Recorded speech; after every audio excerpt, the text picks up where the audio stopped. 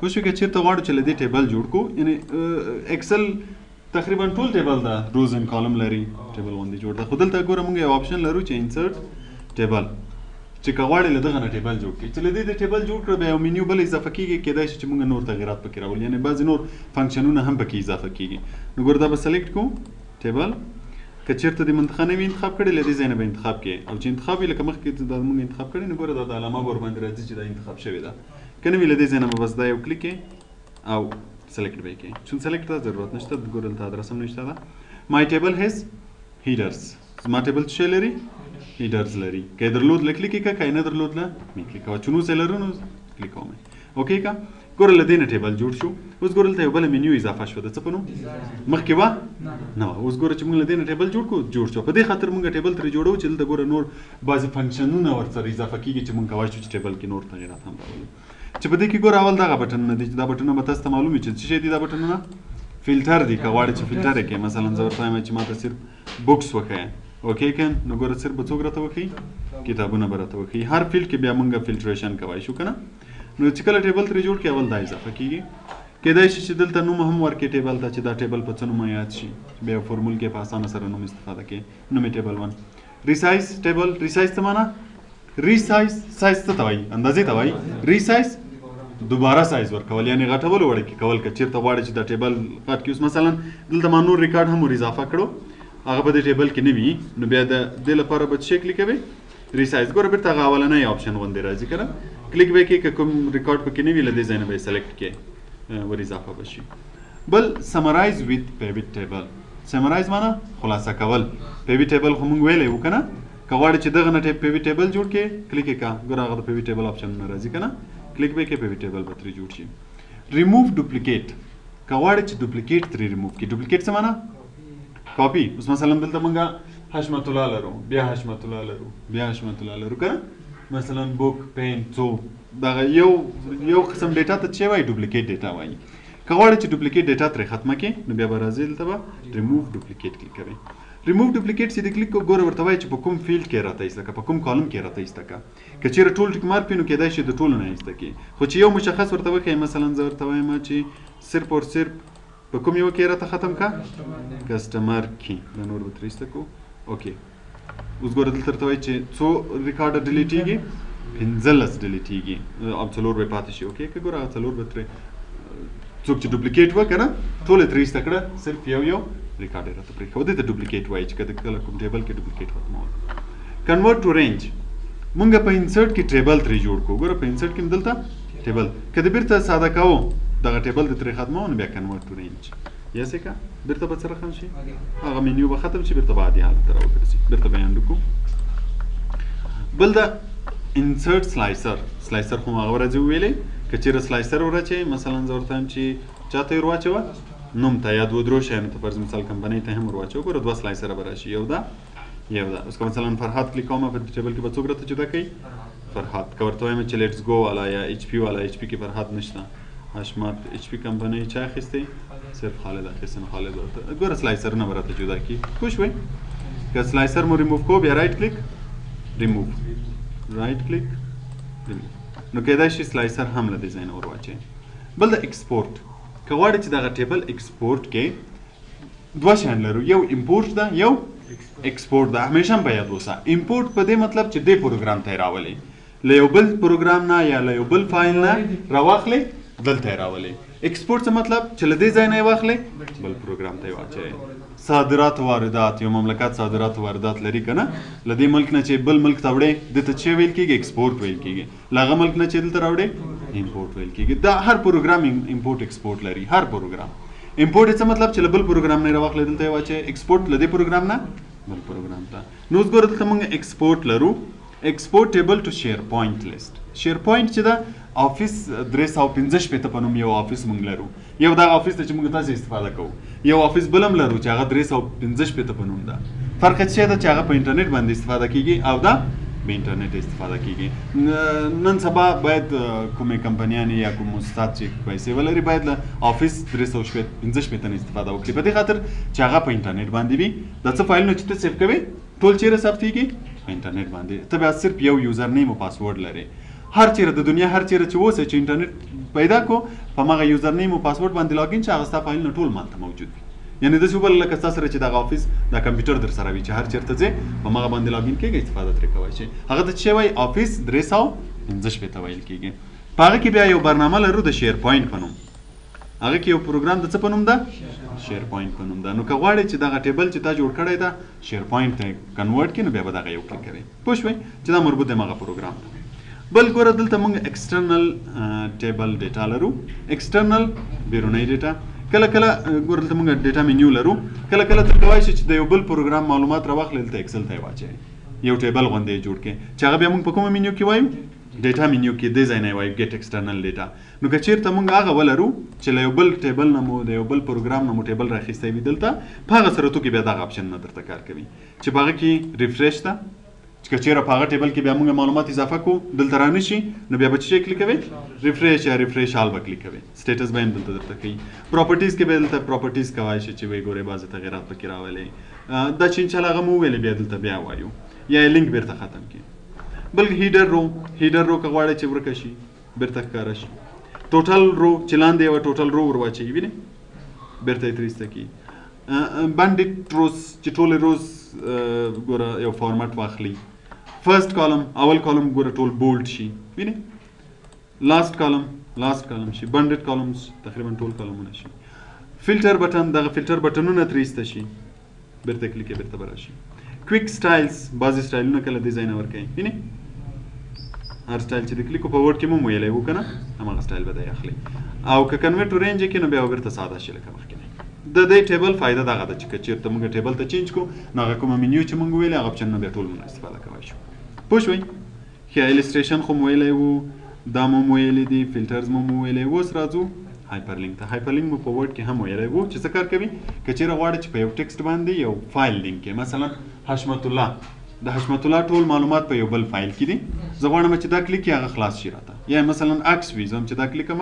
هغه راته خلاص شي نو دا کلیک او هایپرلینک کلیک ګوره دلته چې هر فایل ته کلیک یې هماغه ورسره لینک کېږي. فرض مثال زه ورسره دغه ایکسل ډیفینیشن فرض مثال د حشمت الله معلومات په دغه فایل کې دي نو زه هم چې کله زه حشمت الله کلیک کړم دغه دې خلاص شي. کلیک یې کړه اوکې کړه ګوره دا به لینک واخلي. یعنې لاندې به یو انډرلاین غوندې علامه راشي لکه په انټرنیټ چې یو لینک وي. نو چې بیا کله راشي او په دې باندې ګوره کرسر راشي د څه علامه راځي د لاس علامه راځي چې کله ور باندې کلیک یې هماغه فایل به خلاصوي. اوس به یې ګوره خلاص کړي. دا ګوره راغلی ده اوس به خلاص شي. یو ور به یې کلوز کړو چې بله خلاص نه شو. دویم ور به یې کلیک کړو او دا ایکسل لږ مشکل لري ګوره خلاص شوی ده وینئ د څه په نوم ایکسل ډیفینیشن خلاص شوی ده خو دلته لږ مشکل په دې پروګرام کې څه شی شته. بیا به یې کلوز کړو بیا به یې کلیک کړو بیا هم ګوره راغی دلته خو دا ایکسل څه مشکل لري. او دې ته هایپرلینک وایي چې په یو فایل باندې که بیرته ریموف کوئ رایټ کلیک او ریموف هایپرلینک بیرته به یې ترې ریموف کړي دې ته هایپرلینک وایي. پته د اپشن نه شو دا اپشن هم ټول په ورډ کې ویلي وو چې که ټکسټ باکس ورچوئ ټکسټ باکس مونږ په ورډ کې ویلی وو که نه که چېرې کوم ځای کې غواړئ چې ټکسټ ولیکئ لږ مشکلات وي درته نو ټکسټ باکس واخله وینې په اسانۍ سره به کیدای شي چې په هغه کې بیا خط ولیکئ. که یې ډیلیټ یې کلیک کړه ډیلیټ. بل پکې څه شی وو هیډر ان فوټرز. هیډر ان فوټر خو په اوله ورځ په چټ اپ کې ویلې. ورډ آرټ مو ویلی وو که نه که سټایلیش خط غواړئ مثلا دا خط کلیک کړم ګوره دلته به یې ولیکم هغه ډیزاین کې به ولیکل شي چې هر چېرته یې وړئ بیا به یې په اسانۍ سره وړی شي. بل څه شی وو سیګنیچر وو د امضا لپاره کوم غواړئ چې ځای ور واچوئ په ورډ کې مو په یاد دي که نه کلیک یې کړئ وینئ دلته څوک امضا کوي د هغه نوم لیکئ که نه عنوان یې چې ده پوزیشن یې لیکئ ایمیل ادرس یې لیکئ چې اوکې کې هغه د امضا ځای به ور اضافه شي چېرته چېرته یې غواړئ بیا به یې ایښودای شي. او بل پکې آبجیکټ مو هم ویلی وو چې څه کار کوي د یو بل پروګرام نه یو شی راخلئ مثلا زه له پینټ نه غواړم یو شی جوړ کړم دلته راشي نو بیا به آبجیکټ کلیک کوئ که نه هر پروګرام چې کلیک کړئ فرض مثال د پینټ لپاره بیت میپ ایمیج و که نه دلته چې هر شی جوړ کړئ چېرته راځي ایکسل ته به راځي. بل سیمبلز وو دا مو په ورډ کې ویلي وه چې ایکویژن څه ته وایي فورمولو ته وایي که نه د ایکسل د ریاضي او د فزیک او د دو شیانو فورمولا چې هر چېرته وغواړئ همالته به راځي. د دې سره منیو راځي دا منیو مو ویلی وه په ورډ کې که نه چې څه رقم ایکویژن غواړئ در سره وګورئ.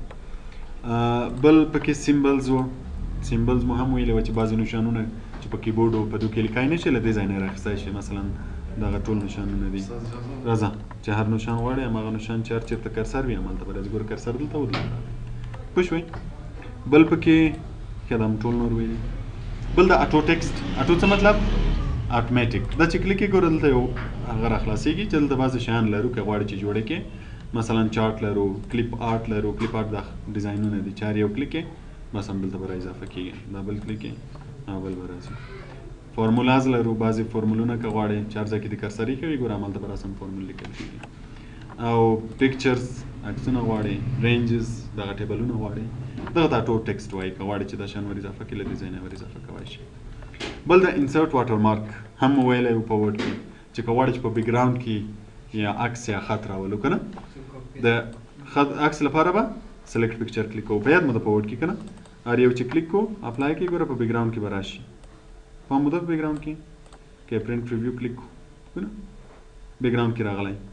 او که خط مو راوسته بیا به هم څه شی کلیک کوو ټیکسټ واټر مارک دلته چې هر شی ولیکې هماغه به راځي اپلای کې راغی بیک ګراونډ کې او که پکچر غواړې بیا بیرته پکچر راوستی شي په یاد مو دي واټر مارک نه که دا شوه انسرټ مینیو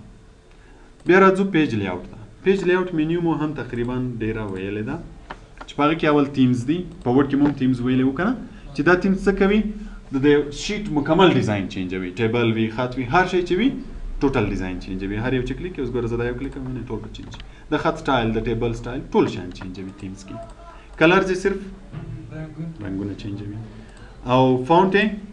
صرف فونټ سټایل چینجوي د ټول شیټ سلیکټ شوی ځای نه ټول شیټ پوه شوئ او افیکټس څه کوي ډیزاینز ورکوي دا نو په شکلو په عکسو کې ښه ښکاري په خط کې دومره ښه نه ښکاري مارجنز مو زده دي اورینټیشن مو هم زده ده سایز مو هم زده ده چې همیشه موږ کوم سایز د پرنټرو لپاره زیات خلک استعمالوي A4 استعمالوي پرنټ ایریا مو هم زده ده که غواړئ چې یو ځای پرنټ شي که نه نو دلته بس سیټ پرنټ ایریا کلیک کړئ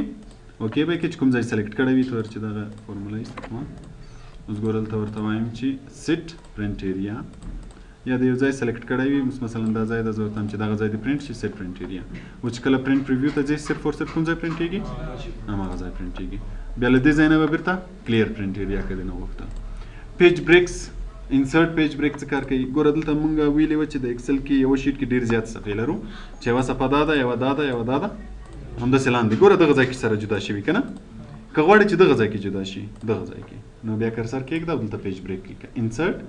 پیج بریک اوس ګوره صفحه په کوم ځای کې په څلورو حصو تقسیم شوه کوم ځای کې چې د کرسر ایښی وي وینې یوه صفحه بله صفحه بله صفحه په هر ځای کې چې کرسر کېږده کیدای شي په څلورو حصو تقسیم کړي او ریموو یې بېرته ریموو کوي بیک ګراونډ درته معلوم ده که غواړې چې په بیک ګراونډ کې کوم عکس راولې هر عکس چې کلیک کړې په بیک ګراونډ کې به هغه عکس راشي خو دا بیا پرنټ کېږي نه اوس ګوره پرنټ پریو ته لاړ شئ شته نشته نو که غواړې چې په بیک ګراونډ کې راشي له دې ځای نه ډیلیټ بیک ګراونډ یې بېرته ریموو کوي پرنټ ټایټلز پرنټ ټایټلز مو په یاد دي دا ریپیټ دا دوه څه کار یې کوو دا حاجي احمد استاد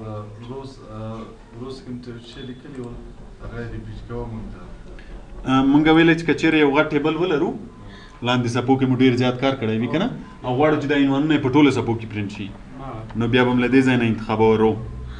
روز ټو ریپیټ دا به هم کلیک کړه نو لاندې چې به ټیبل هر څومره اوږد و که نه چې کله هم پرنټوه دغه به په ټولو څپو کې راتلو او که چېرته زموږ ویلې چې ټیبل مو دې خوا ته ډېر زیات اوږد وي غواړو چې دا ورسره ریپیټ شي کالم ټو ریپیټ په یاد مو شو نو له دې ځای نه وینې دا هماغه پیج سیټ اپ ده چې مخکې مو ویلی و له دې ځای نه هم راوستی شي بل د سکیل ټو فیټ که دا ځای کلیک بیا پیج سیټ اپ راځي دغه هم په یاد دي چې مونږ ویلې د څو څپو په څو څپو کې راولو فرض مثال څلورو څپو کې د کار کړی وي او ته ورته وایي چې په یوه څپه کې راشي نو دلته به ولیکو چې څلور او دلته ولیکو یوه د څلورو څپو خط په څو څپو کې راولو وړکی کوي یې که نه او کوم نارمل راوستو بیا اجست او دلته به څو فیصده لیکو بیا 100% لیکو چې نارمل چې نو دلته هم بیرته هماغه شی ده ته کولی شې چې ویټ داسې سکیل کې ته ورته وایي چې څو څپو کې دې راشي په درو څپو کې دې راشي دلته چې د کوم شی جوړ کړی وي په دونه څپو کې دې راشي یا د دغسې ته ورته وایي چې په دونه څپو کې دې راشي په ورټیکل باندې او نارمل یې څو فیصده ده 100% شیټ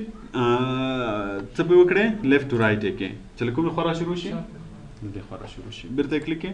د دې خوا را شروع شي ګریډ لاینز د خانې خانو لاینو ته څه ویل کېږي ګریډ لاینز ښکاري که نه چې ایسته کې نه به ښکاري چې کلیک کې درته ښکاري چې کله پرنټ یې ښکاري که نه ښکاري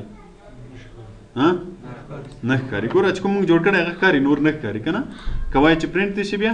دا به هم کلیک کوي بیا چې کله پرنټ ته لاړ شي ګوره ټول به وي تقریبا پرنټ پریویو او که ایسته کې بیرته به ایسته شي هیډینګ درته ښکاره چې نه شي ښکاره هیډینګ د ABC 1 2 3 که نه پرنټ شي که نه شي پرنټ که کلیک یې پرنټېږي که نه دا ګوره پیج سیټ اپ بیرته راځي په یاد مې دي دغه اپشنونه دلته مو ویلي وو که نه بیرته به ایسته کوو او دا شیان خو بیا درته معلوم دي چې که چېرته شکلونه او عکسونه ولرو یو د بل په سر وي شا او مخ ته ګروپ آنلاین دا شیان دا کومه منیو شوه پیج لیاوټ منیو شوه څو منیوګانې په یو ورځ ویلې دا د چا برکت و د ورډ برکت ګوره دا د ورډ شیان دي تقریبا ټول بیا راځو فارمولو ته فارمولې کې به یو دوه درې فارمولې نن ولیکو نورې به سبا تعالی خیره ولیکو اوله فارموله کومه فارموله ده څه کار کوي بله ایوریج ایوریج به څه کار کوي پروډکټ ضربوي پروډکټ همیشه ضرب کوي بل دا تقسیم خو درته معلوم ده تقسیم لپاره څه او ډیوایډ نه لیکل کېږي نه ډیوایډ همیشه څو عدده یو په بل تقسیمیږي دوه عددونه تقسیمیږي زیات عددونه خو نه تقسیمیږي که نه نو ګوره دا سم فارموله او دا پروډکټ فارموله چې موږ د جمع او د ضرب لپاره لرو دا په دې خاطر چې د جمع لپاره همیشه ډېر عددونه جمع کېږي کوای شي چې په یو وخت کې تولید ته هم شیانو ته هم وایي خو دلته د ضرب لپاره استعمالیږي ګوره موږ کوای شو چې په یو وخت کې هر څومره عدد ضرب کړو فرض مثال نوشته دي 50 عددونه ته وایي دا ټول د په یو واري یو په بل کې ضرب شي یا 50 عدد دي ته وایي ټول د په یو واري جمع شي که نه خو تقسیم خو بیا داسې نه ده چې ته وایي دا 50 عدد دي ټول یو واري تقسیم شي خو نه کېږي دوه عدد یو په بل تقسیمیږي منفي هم همداسې ده همیشه یو عدد په بل عدد منفي کېږي نو په دې خاطر د منفي او د تقسیم لپاره داسې نوم نه لرو چې لکه سم ایوریج یا پروډکټ وي هغو لپاره همیشه منفي لپاره به منفي لیکې د تقسیم لپاره به څه شی لیکې سلاش لیکې اوس ګوره زه یو دوه عدد ولرم مثلا دلته ده لس دلته ده درې که زه غواړم چې دا یو له بل نه منفي کم اول به مساوي لیکو اوس مثلا لس ته ادرس دې ولیکو چې څو ده د شپږ یاره سنې کلیک کړه منفي ورکړه دا بل کلیک کړه انټر یې کړه څو به راشي اوه موږ همیشه ویلې چې ادرسونه په دې استعمالوئ چې که چېرته د بیا تغییر راځي جواب به یې خپله تغییرېږي نو ګوره همیشه دوه عدد منفي کېږي نو په دې خاطر د منفي لپاره موږ کومه خاص کلمه نه لرو د هغې هم همداسې ده دی تقسیم مساوي اوس ګوره زه وایم چې دغه عدد دی تقسیم شي سلاش په کوم عدد باندې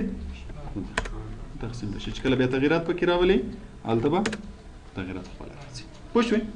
خو سم چې ده سم مونږ ګوره د دوه عددو جمع لپاره مونږ ویلي وه چې مونږ کوای شو راسن جمع ورکړو مثلا دا دوه عدد جمع کوي مساوي لیکې دا جمع دا کلیکې کې جمع بشي یا یې ضربوي مساوي دا د ضرب علامه سټیریک ده ضرب ده څو کېږي یو سل و شل خو دا سم او پروډکټ هغه وخت استعمالوو چې کله ډېر زیات عدد ولرو د دوه لپاره هم استعمالوای شي چون دوه عدد لپاره هم خلک زیاتره اوس نن سبا سم استعمالوي اوس مساوي مثلا دلته یو څو عدد دي زه غواړم چې دا ټول جمع شي مساوي سم اول ادرس او آخر ادرس یا ټول په یو واري سلیکټ کړه اول ادرس او آخر ادرس به خپله ولیکل شي اوس باندې ګوره ټول په یو واري هغه کې جمع کې ایوریج څه پې کوي اوسط راباسي که غواړئ چې ایوریج راوباسي زه هم د دغو عددو ایوریج راوباسم ایوریج څه معنا اوسط څه مطلب ټول جمع کوي په تعداد یې ویشي ټول چې موږ جمع کړه څو شوه 23 ګوره مخکې چې جمع کړه او دې څو 4 نو 23 به په 4 تقسیموي څو راوځي 15 څلېرویشت به کړو چې حساب برابر شي څو عدد دي 4 عدد دي ټول 4 شوه چې بیرته په 4 تقسیم کې څو راغی شپږ راغی دې ته ایوریج وایي او که ټول ضربه یې بیا پروډکټ مساوي پروډکټ به ولیکې مساوي پروډکټ قوس خلاص ټول په یو وار انتخاب کړه قوس بند کړه ټول چې سره ضرب کې څو کېږي 1200 بل دا میکزیمم او مینیمم میکزیمم غټ عدد درته راباسي مساوي صرف ماکس بلکې MAX قوس خلاص هره منطقه چې د انتخاب کړه قوس بند په دې کې چې کوم یو غټ عدد وي هغه راوځي غټ عدد په دوه کې کوم یو اوه ده همیشه چې بیا زیاتېږي دی به دلته درته بدلوي او MIN مینیمم چې کله ورته وښیې نو بیا وړوکی عدد راباسي. وړوکی عدد پکې کوم یو؟ نن همدا فورمولې بس دي، نور به بیا سبا